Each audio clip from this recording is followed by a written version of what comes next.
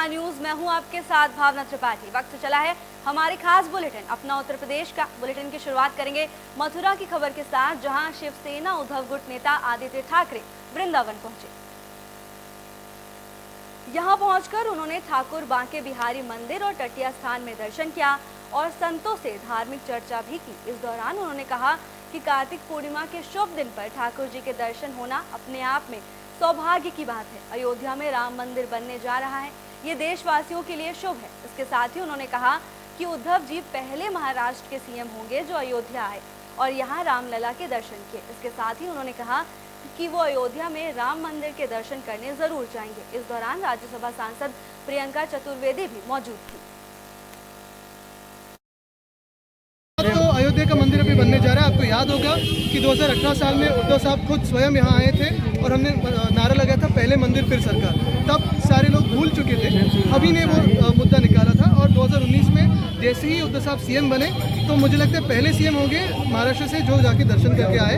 यही बात है कि ये धर्म की जो बात होती है, दर्शन की जो बात होती है, निजी बात होती है। राम मंदिर भी जाएंगे, राम मंदिर भी जाएंगे आदित्य साहब। पहले होके आए, वापस जाएंगे वहाँ। लेकिन आज आप क्या सलाह देंगे, आप क्या सलाह देंगे उस मुस्लिम पक्ष को जो यहाँ पे ईदगाह में मैं सलाह देने वाला इतना कोई बड़ा नहीं हूँ। मैं यहाँ दर्शन कर रहा हूँ। तो अयोध्या का मंदिर अभी बनने जा रहा है। आपको याद होगा कि 2018 साल में उद्धव साहब खुद स्वयं यहाँ आए थे और हमने नारा लगाया था पहले मंदिर फिर सरकार।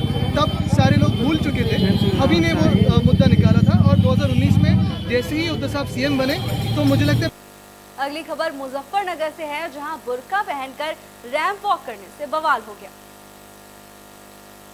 मुजफ्फरनगर के एक कॉलेज में 3 दिन से फैशन शो का आयोजन हो रहा है, जिसमें कुछ मुस्लिम महिलाएं बुर्का पहनकर कैट वॉक करती हुई नजर आ रही हैं। इस वीडियो के वायरल होने पर जमीयत उलेमा की तरफ से सख्त प्रतिक्रिया सामने आई है, जिस पर जमीयत उलेमा हिंद के मौलाना मुकरम कासमी ने कहा कि बुर्का फैशन शो का हिस्सा नहीं है, ये पर्दे के इस्तेमाल की चीज है।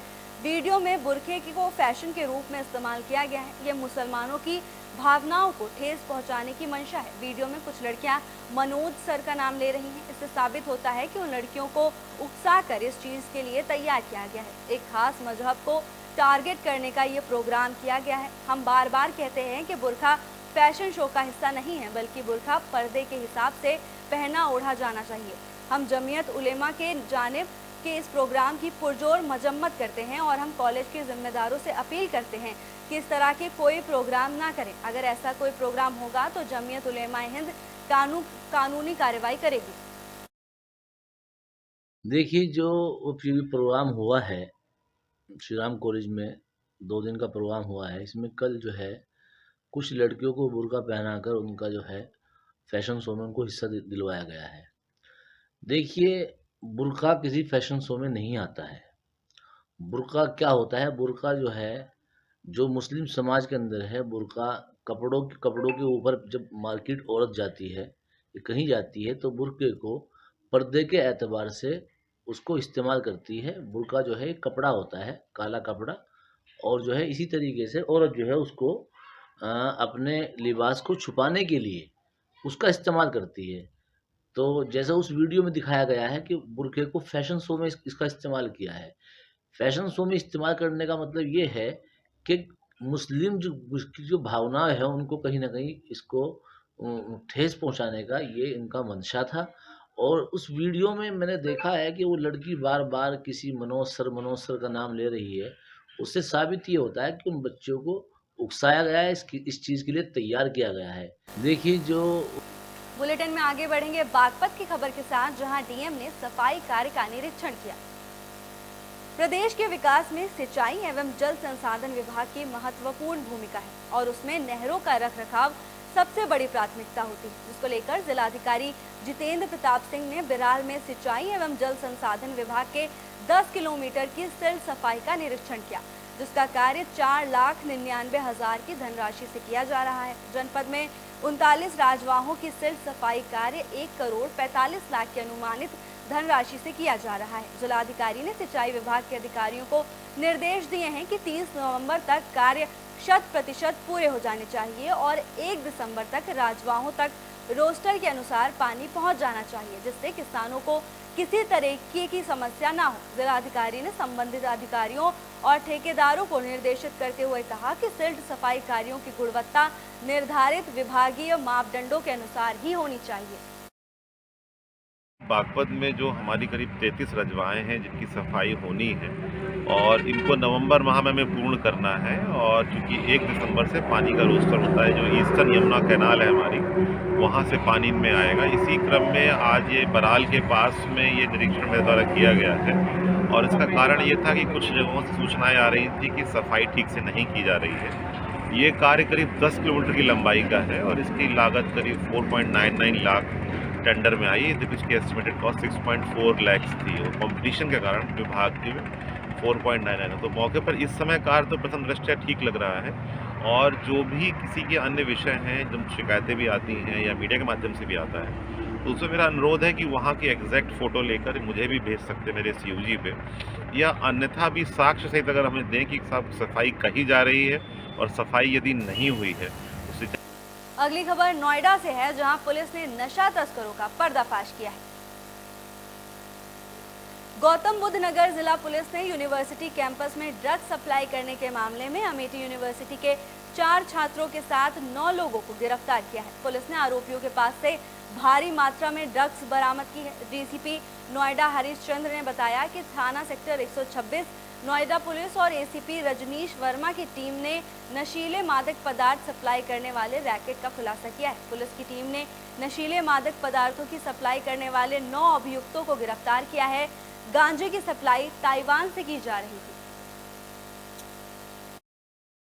126 की पुलिस के द्वारा ADCP नोएडा और ACP 1 नोएडा के द्वारा एक जो है वो अभियान चल रहा था। CP मैम के द्वारा जो है वो नशीले पदार्थों की तस्करी और इसके सेवन को लेकर के एक जनपद में बहुत दिनों से अभियान चल रहा है। इसमें पूर्व में भी ग्रेटर नोएडा में कार्रवाई हुई थी।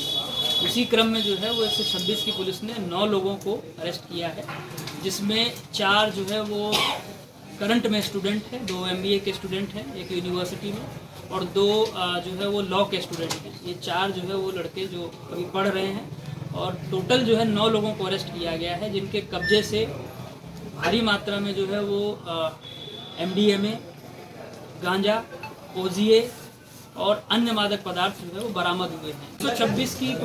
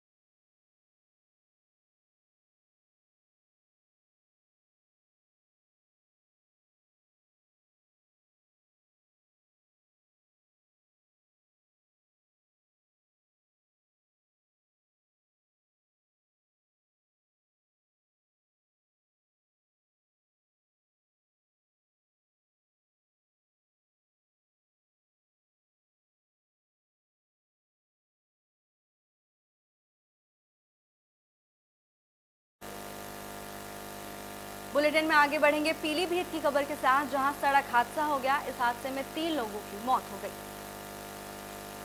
पीलीभीत में सड़क हादसे में एक ट्रैक्टर ट्रॉली ने बाइक को टक्कर मार दी, जिसमें 3 लोगों की मौत हो गई।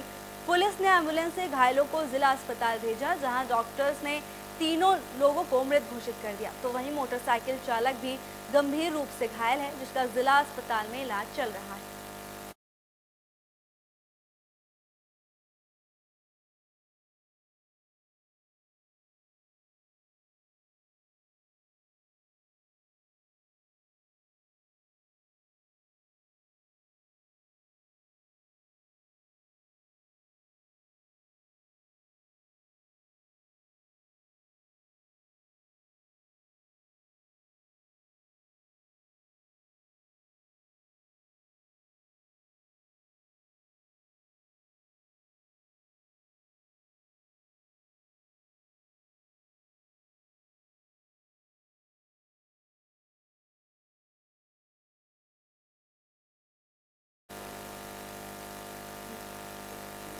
बुलेटिन में आगे बात करेंगे मुरादाबाद की, जहां हैंडपंप के आगे भारी भीड़ उमड़ पड़ी। मुरादाबाद जिले के थाना बिलारी क्षेत्र का एक वीडियो सोशल मीडिया पर तेजी से वायरल हो रहा है, जिसमें कुछ लोग बस अड्डे के पास लगे हैंडपंप पर लाइन लगाए खड़े हैं, क्योंकि हैंडपंप के अंदर से सफेद कलर का पदार्थ निकल रहा है। जैसे ही लोगों ने ये देखा तो जगह पर भीड़ उमड़ गई और लोग दूध समझ के अपने घर से बाल्टी ले आए और उसे सफेद पदार्थ को दूध समझकर भरना शुरू कर दिया, जिसका वीडियो सोशल मीडिया पर तेजी से वायरल होने लगा। मामले की जानकारी पर एसडीएम मौके पर पहुंचे। हैंडपंप से निकल रहे सफेद पदार्थ की जांच के बाद उन्होंने बताया कि वो दूध नहीं है बल्कि प्रदूषित पदार्थ है, जो कि हैंडपंप के टूटे हुए भाग के चलते नल के अंदर निचले स्तर पर चला गया था, जो कि नल चलने पर पानी के साथ मिलकर सफेद रंग में बाहर आ रहा था और कुछ देर बाद नल से साफ पानी भी आने लगा। नगर पालिका द्वारा उस हैंडपंप को रीचेकिंग के बाद ही खोला जाएगा, जिससे किसी प्रकार से लोगों को दिक्कत ना हो। इसके लिए नगर पालिका को निर्देशित कर दिया गया है। यहाँ पर मुझे लग रहा है कि सुबह को शिवलिंग ना निकला है। यहाँ तो भैया मंदिर बनेगा, बड़े आकर के शंकर भगवान प्रकट हुए हैं यहाँ पर, जो यहाँ पर स्वादिष्ट दूध लोग पन्नी में भर भर के ले आ रहे हैं, बोतलों में भर भर के ले आ रहे हैं। मुझे लगता है कि यहाँ पर कल शिवलिंग प्रकट हो जाएंगे तो यहाँ पर शंकर भगवान का मंदिर बनना चाहिए। ये हमारे सौभाग्य की बात है, बिलारी वालों को सौभाग्य की बात है। ये बिलारी का जो आपका रोडवेज अड्डा है, वहाँ पर सरकारी जो हैंडपंप इंडिया मार्क का लगा हुआ है, उसमें परसों आपका अचानक कुछ व्हाइट कलर का आपका पानी के निकलने का मामला आया, जिसमें लोगों ने क्या नाम आपका चमत्कार और बाकी चीज से देखते हुए वहाँ से काफी लोग वहाँ पे इकट्ठा हो गए और वहाँ से आपका क्या नाम है वो जो पानी था उसको क्या नाम है इकट्ठा कर लिया गया। उसकी जानकारी मिलने के बाद हमारी और नगर पालिका की टीम वहाँ पे पहुंचने पर क्या नाम है देखा गया कि उस समय तक वो पानी आपका सामान्य जो पानी है वो तो उसमें परिवर्तित। अगली खबर रामपुर से है, जहां शव मिलने से इलाके में सनसनी मच गई।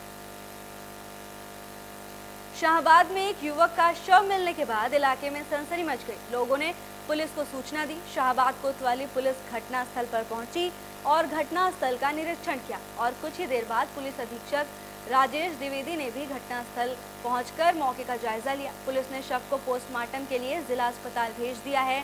फोरेंसिक रिपोर्ट और पोस्टमार्टम रिपोर्ट आने के बाद ही आगे की कार्रवाई की जाएगी। हत्या कर दी गई, ये क्या है पूरा मामला सर? थाना शाहबाद पड़ता है। इसमें प्रातः एक 40 वर्षीय व्यक्ति की डेड बॉडी मिली है। ऐसा देखने से प्रतीत होता है कि सर पर किसी से वार किया गया है डंडे से। मौके से डंडे भी बरामद हुए हैं। अब किसने किया है और कैसे हत्या की गई तो पोस्टमार्टम रिपोर्ट और जो तहरीर मिलेगी उसके हिसाब से कार्रवाई की जाएगी। प्रथम दृष्टया लग रहा है कि कोई रंजिश भी हो सकती है या कोई अकस्मात झगड़ा भी हो सकता है। बुलेटिन में आगे बढ़ेंगे फिरोजाबाद की खबर के साथ, जहां पुलिस ने मस्जिदों से लाउडस्पीकर हटवाए। फिरोजाबाद पुलिस ने मस्जिदों से लाउडस्पीकर हटाने के लिए अभियान चलाया। न्यायालय द्वारा आदेश है कि तेज ध्वनि वाले लाउडस्पीकर्स को उतारा जाए। इसी को लेकर फिरोजाबाद पुलिस द्वारा भी आज सुबह तड़के मस्जिदों में जाकर वहां लगे लाउडस्पीकरों को उतरवाया गया। एसएसपी आशीष तिवारी के नेतृत्व में चले इस अभियान में मस्जिदों के मौलवियों से मुलाकात कर मस्जिदों में लगे लाउडस्पीकरों को उतरवा लिया गया।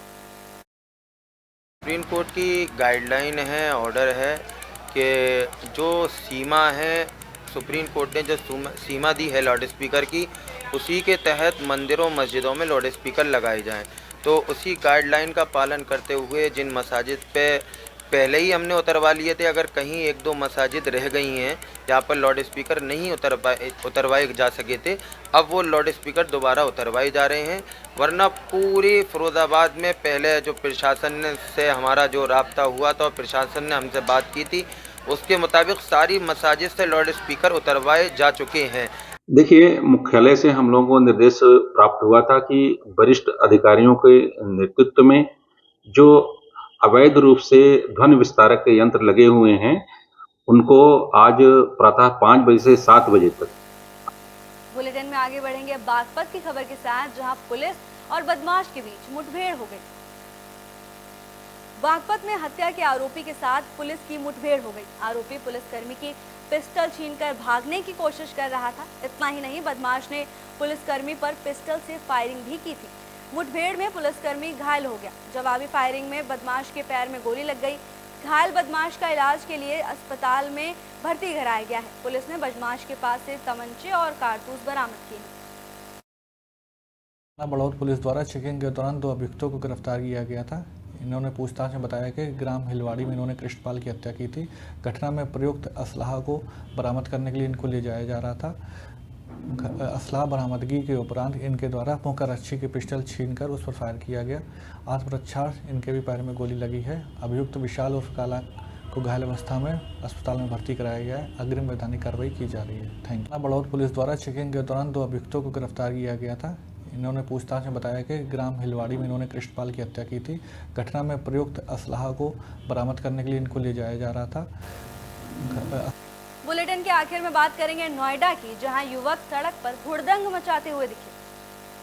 गौतम बुद्ध नगर पुलिस कई महीनों से लगातार स्टंटबाजों के खिलाफ कार्रवाई कर रही है। उसके बावजूद स्टंटबाजों के हौसले बुलंद है। मामला सेक्टर 37 के पास का है, जहां युवक कार की खिड़की से बाहर निकलकर हुड़दंग मचाते हुए नजर आ रहे हैं, जिसका वीडियो सोशल मीडिया पर वायरल हो गया।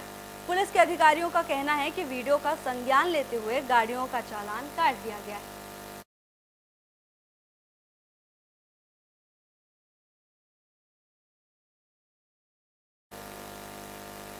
अपना उत्तर प्रदेश में फिलहाल के लिए बस इतना ही। ताज़ा तमाम अपडेट्स के साथ जुड़े रहने के लिए देखते रहिए AB स्टार न्यूज़।